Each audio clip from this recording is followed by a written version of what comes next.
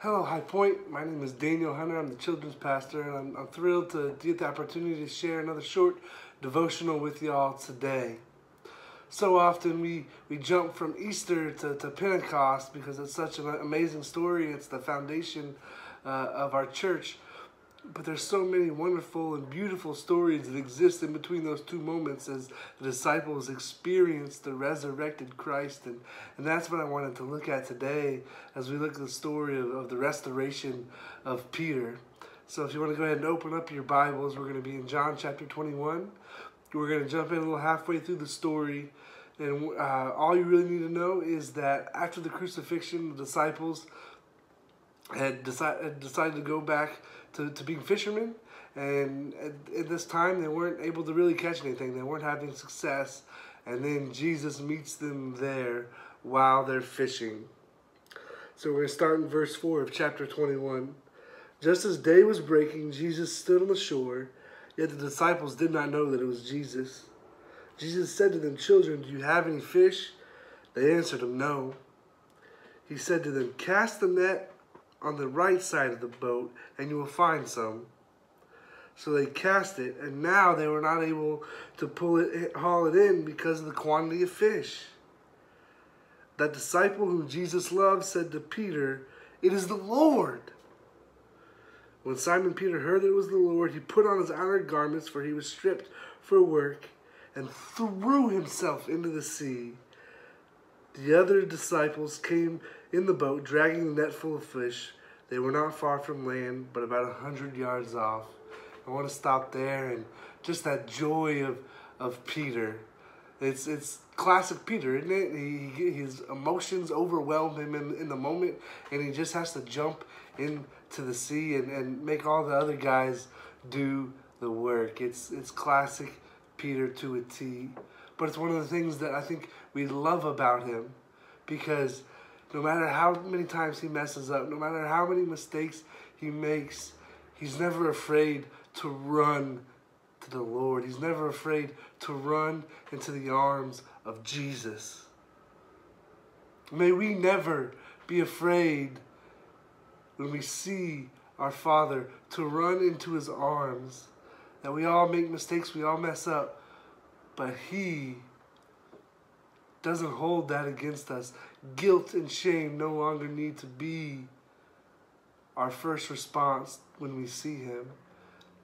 That we would just jump into the ocean and swim as fast as we can to run into his loving arms.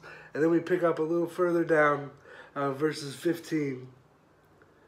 When they had finished breakfast, Jesus said to Simon Peter, "Simon, son of John, do you love me more than these?"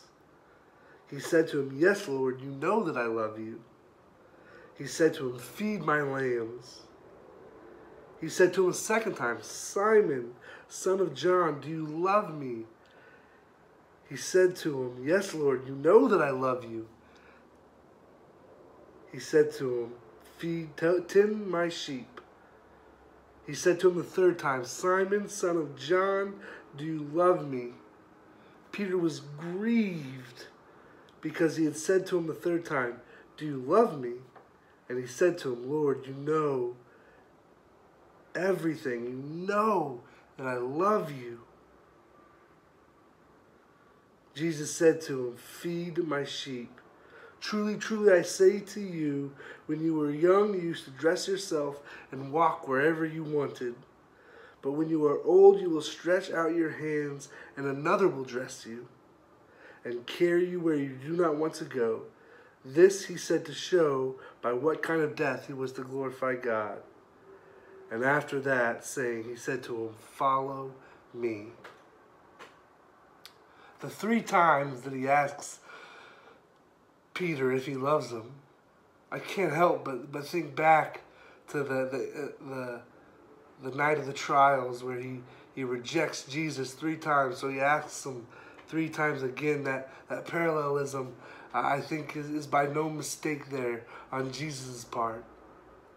To remind him that if you love me, you're going to feed my sheep, you're going to tend my sheep. That's the call for all of us. We all make mistakes. We all mess up. But we're all still called to tend and care and disciple and love His people. The most broken amongst us can still be used by God. He even foreshadows the death of Peter there, saying, you're going to die for this. I know you've made mistakes. I know you've covered it up, but you're going to do something great. So my prayer for you all is if you love the Lord, and I know you do,